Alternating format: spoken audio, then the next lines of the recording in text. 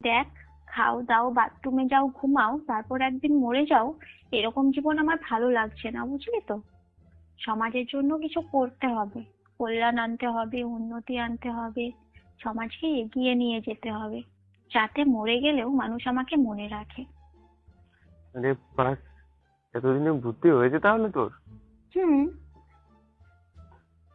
তা কি করবি বলে ভাবছিস?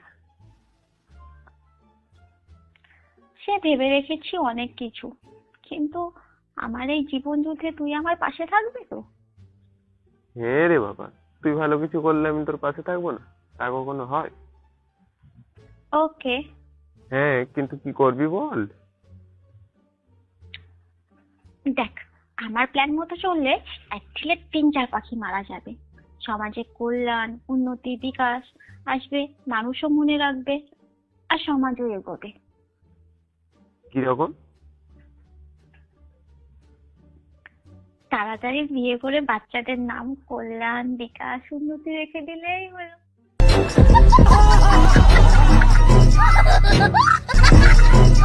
ये बात थी।